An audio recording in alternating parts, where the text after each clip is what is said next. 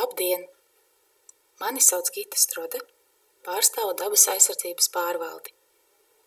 Mans uzdevums ir izstāstīt par to, kas ir dabas aizsardzības plāns, kādā veidā tas tiek izstrādāts un kādēļ tāds ir nepieciešams, kā arī kādā veidā sabiedrība var iesaistīties šī dokumenta izstrādē.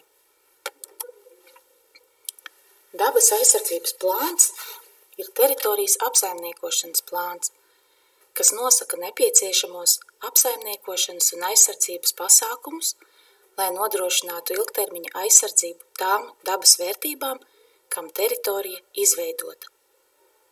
Apsaimniekošanas plānā ir jāietver zinātniskais pamatojums un informācija par to, kādam jābūt funkcionālam zonējumam, kādiem ir jābūt vienotiem visas teritorijas apsaimniekošanas pasākumiem, lai sasniegtu teritorijas aizsardzības mērķus. Teritorijas aizsardzības mērķi ir nosakāmi, ņemot vērā aizsargājumās dabas teritorijas kā Natūra 2000 teritorijas izveides mērķus. Apsaimniekošanas plānā ir jāsaskaņo gan dabas aizsardzības, gan dabas resursu izmantošanas un reģiona ilgspējīgas attīstības intereses, vienlaikus nodrošinot, ka netiek noplicinātas teritorijas dabas vērtības, un tām sugām un biotopiem, kam aizsargājumā teritorija izveidota, tiek nodrošināts un veicināts labvēlīgs aizsardzības status.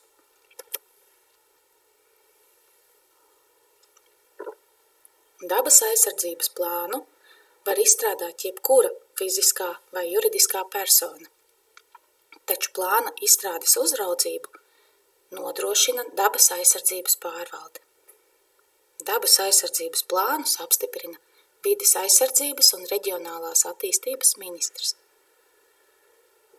Izstrādājot likumdošanu, kas attiecas uz aizsargājumās teritorijas aizsardzību un izmantošanu, parasti izmanto dabas aizsardzības plānā ietverto informāciju.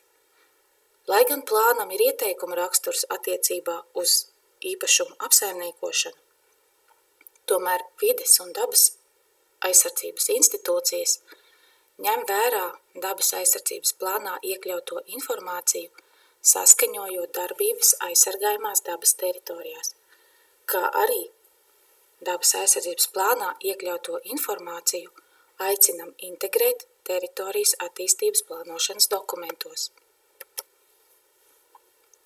Dabas aizsardzības plānu izstrādes kārtību regulē ministru kabineta noteikumi numur 686. Noteikumi par īpaši aizsargājumās dabas teritorijas, dabas aizsardzības plāna saturu un izstrādes kārtību. Šie noteikumi nosaka gan plāna saturu un izstrādes kārtību, gan to, cik ilgam laika posmam dabas aizsardzības plāns tiek izstrādāts.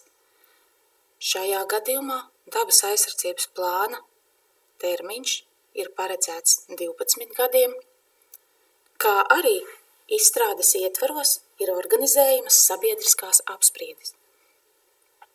Viena sabiedriskā apspriede ir jāorganizē pirms dabas aizsardzības plāna izstrādes uzsākšanas, tātad šobrīd, kuras laikā tiek sagaidīti sabiedrības viedokļi, intereses, priekšlikumi par to, kā dažādas interešu grupas saredz šīs teritorijas attīstību nākotnē, un otra sanāksme tiek organizēta pēc tam, kad ir izstrādāta plāna gala redakcija, un tad tiek gaidīti sabiedrības viedokļi par to, vai un kā ir ieviešami piedāvātie apsaimniekošanas pasākumi.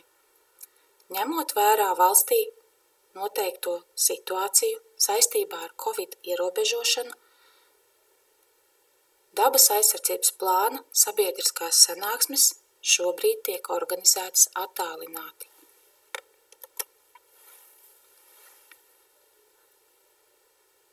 Lai dabas aizsardzības plāna izstrāde notiktu atbilstoši normatīvo aktu prasībām, ar dabas aizsardzības pārvaldes rīkojumu tiek izveidota plāna uzraudzības grupa, kurā tiek iekļauti pārstāvji no dažādām valsts institūcijām un pašvaldībām, piemēram, no valsts vides dienesta, valsts meža dienesta, lauku atbalsta dienesta, kā arī pašvaldībām. Būtiski, ka uzraudzības grupā iesaistās arī zemju īpašnieki. Ja teritorijā darbojās biedrības vai nodibinājumi, kas pārstāv zemes īpašnieku vai lietotāju intereses un iesaistās šīs teritorijas apsaimniekošanā, aicinam atsaukties šo biedrību un nodibinājumu pārstāvjus, jo ir svarīgi, lai plāna izstrādes procesā, lēmumu pieņemšanā un diskusijās iesaistās tie, kuri šajā teritorijā dzīvo un saimnieko. Līdz ar to aicinām visus interesentus 2 nedēļu laikā rakstīt uz e-pastu pasts@daba.gov.lv ar norādi, ka vēlaties iesaistīties dabas aizsardzības plāna uzraudzības grupā, norādot savu kontaktinformāciju. Norādām, ka gadījumā, ja ir liela interese no īpašnieku puses vai no citu biedrību un nodibinājumu puses, arī šie interesenti tiek iekļauti lokā, kam tiek sūtīta informācija gan par uzraudzības grupas sanāksmēm, gan par plāna izstrādes materiāliem. Līdz ar to aicinām arī tos, kas vēlas aktīvi iesaistīties, bet nevēlas būt uzraudzības grupas pārstāvji, pieteikties un piedalīties plāna izstrādē, apmeklējot uzraudzības grupas sanāksmes. Dabas aizsardzības plāna izstrādes uzraudzības grupas funkcijas ietver izskatīt priekšlikumus par veicamajiem dabas aizsardzības un bioloģiskās daudzveidības saglabāšanas pasākumiem, tai skaitā nepieciešamajiem apsaimniekošanas pasākumiem, izvērtēt dabas resursu izmantošanas iespējas, izskatīt un izvērtēt priekšlikumus par pieļaujamajiem un aizliegtajiem darbību veidiem, ņemot vērā attiecīgās aizsargājumās teritorijas īpatnības un aizsardzības mērķus. Uzraudzības grupa arī vienojās par to, kāda veida kartes ir nepieciešams pievienot dokumentam, vai tās ir nepieciešams apvienot, kā arī sniedz citus ieteikumus, lai pilnveidotu plāna saturu. Uzraudzības grupai ir arī jāpieņem lēmums par nepieciešamību rosināt izmaiņas konkrētās aizsargājumās dabas teritorijas likumdošanā.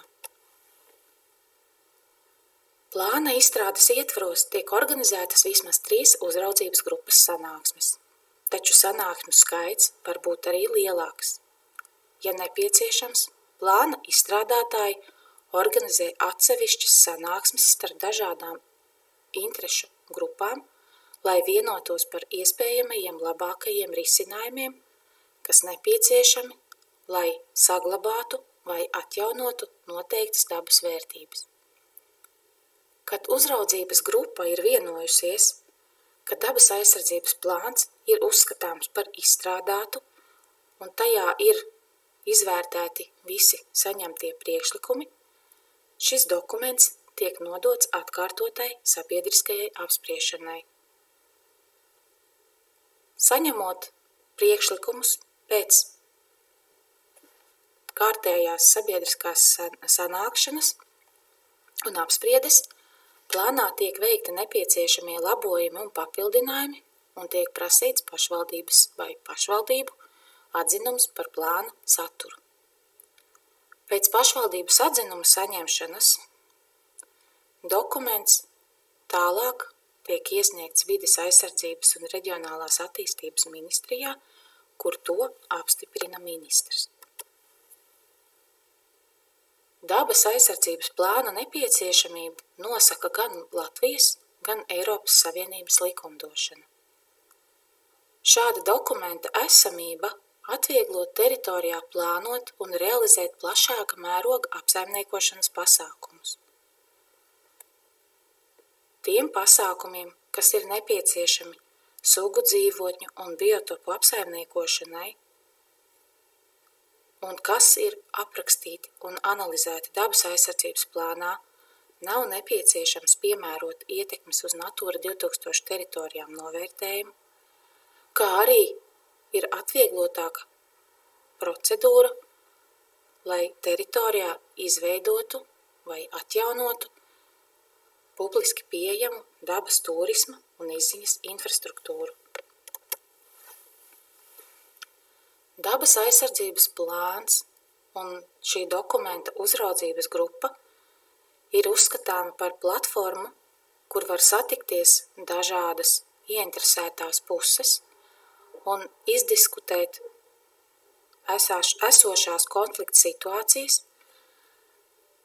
izdiskutēt esošās ietekmes un draudus uz teritoriju un vienoties par to, kāda veida pasākumus ir nepieciešams veikt un kā to vislabāk īstenot. Izstrādājot dabas aizsardzības plānu, tiek izvērtēts, cik efektīvi strādā esošā normatīvu dokumentu bāze šajā teritorijā, kas ir jāpilnveido, lai zemes īpašnieki labāk iesaistītos aizsargājumās teritorijas apsaimniekošanā. Izstrādājot dabas aizsardzības plānu, ir iespējams izvērtēt un identificēt platības, kur, piemēram, pieļaujama meža ieaudzēšana vai atmežošana, melorācijas sistēma tīrīšana vai citu saimniecisko interešu īstenošana neapdraudot dabas vērtības. Šobrīd daudzām šādām darbībām ir nepieciešams dabas aizsardzības pārvaldes saskaņojums. Ja dabas aizsardzības plānā šādas problēma vietas tiek identificētas un izvērtētas, tad arī atļauju, atziņumu un saskaņošanas saņemšanas process kļūst īsāks. Ja vēlas piesaistīt gan nacionālu, gan Eiropas Savienības finansējumu dažādu apsaimniekošanas pasākumu veikšanai īpaši aizsargājumās dabas teritorijās, tad arī ir nepieciešams, lai teritorijai būtu spēkā esošs dabas aizsardzības plāns. Kā jau minēju iepriekš, dabas aizsardzības plāns ir zinātnisks pamatojums tam, lai veiktu grozījumus teritorijas ārējās robežās, lai pārskatītu esošo zonējumu vai plānotu un ieteiktu jaunu zonējumu, kā arī, ja nepieciešams, šī ir vieta un veids, kā izstrādāt individuālu normatīvo regulējumu. Kopējās diskusijās starp dažādām interešu pusēm var vienoties par iespējamajām izmaiņām normatīvajos aktos. Jebkurā gadījumā, jebkādām izmaiņām ir jābūt zinātniski pamatotām un paredzētie pasākumi nedrīkst pasliktināt to dabas vērtību stāvokli, kuru aizsardzībai aizsargājumā teritorija izveidota. Dabas aizsardzības plāns ir rekomendējošs, un arī normatīvo aktu priekšlikumu izstrāde pati par sevi nerada jaunus ierobežojumus vai atvieglojumus. Taču sabiedrības iesaiste jau sākotnēji dod iespēju meklēt labākus kompromisus starp dabas aizsardzības un sociāla-ekonomiskajām vajadzībām.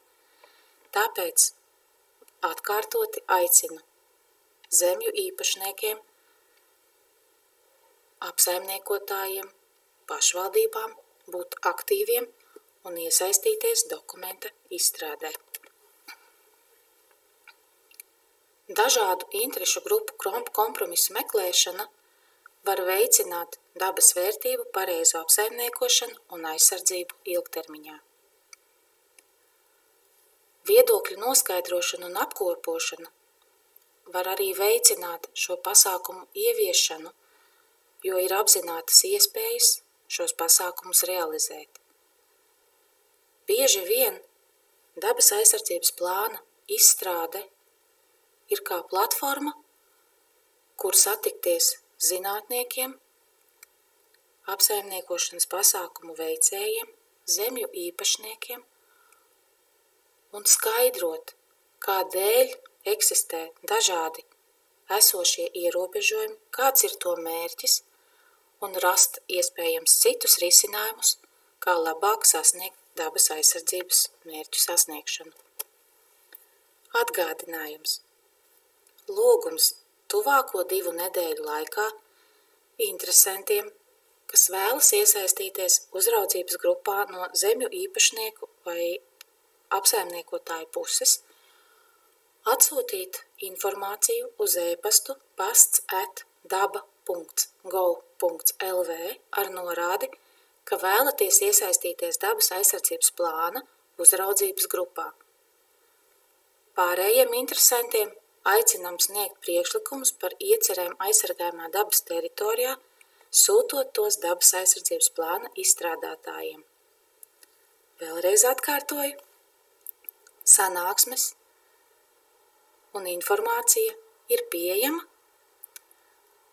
Informācija par sanāksmu laikiem gan uzraudzības grupām, gan citām interešu grupām būs pieejama gan dabas aizsardzības pārvaldes mājaslapā, gan dabas aizsardzības plānu izstrādātāju mājaslapās, taču ērtākai un efektīvākai saziņai aicinām visus interesantus pieteikties, rakstot uz e-pastu pasts@daba.gov.lv, lai tad šiem cilvēkiem mēs varam nosūtīt personīgi aktuālo informāciju gan par plāna izstrādes materiāliem, gan sanāksmi norises vietām un laikiem. Liels paldies par uzmanību!